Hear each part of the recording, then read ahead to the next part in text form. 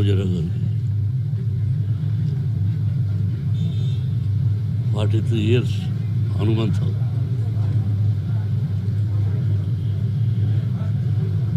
ఆయన అప్పుడప్పుడు ఫోన్ చేసి మాట్లాడేవాడిని, పర్సనల్గా వచ్చి కలిసేవాడిని. కలిసినప్పుడల్లా ఎన్నో మంచి విషయాలు చెప్పి ఎలా ఉండాలి ఏమిటి సొసైటీ. నేను ప్రజల మనిషిని, ప్రజల కోసమే బతుకుతున్నాను. ప్రజల కష్ట సుఖాలు తెలుసుకుని నా వంతు నేను ఏం చేయగలను అని ఎప్పుడు చెప్తుండేవారు.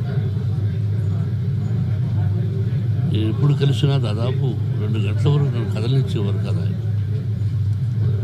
రండి, నేను ఎప్పుడైనా చనిపోతే నా సమాధి ఉంది చూతురు అనేవారు. ఏమండి, నేను ప్రకటించడానికి వచ్చాను కానీ మీ సమాధి నేను ఎందుకు చూడాలి, మీరు బాగుండాలండి అంటే, ఎందుకు మీరు ధైర్యస్తులు కదా, ఎందుకు అది పిరియతనంగా ఉంటారు, రండి నేను ఎన్నోసార్లు పిలిచిన రాను సార్ అని చెప్పడం జరిగింది.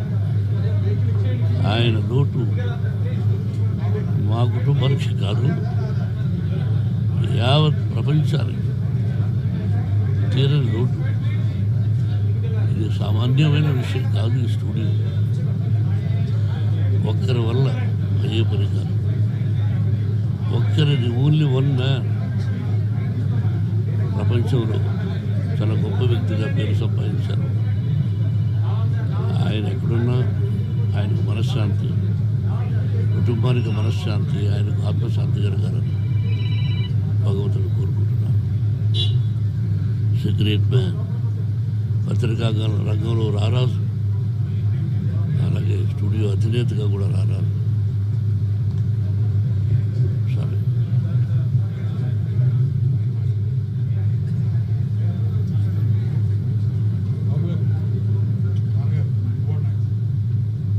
మా జనరేషన్కి మేమందరం చిన్నపిల్లలు, పెద్ద పెద్ద నటీనటుల ముందు మాకు ఒక లెజెండ్, మా ముందు జనరేషన్ కూడా, మా ముందు తరానికి కూడా ఒక మహానుభావుడు అని అందరూ చెప్పే వ్యక్తి రామోజీరావు గారు. మేమందరం ఎంతో నేర్చుకున్నాం. ఆయన వేసిన బాట ఇంకా ఎన్నో జనరేషన్స్ కూడా అది పాటిస్తూ ఉంటారు.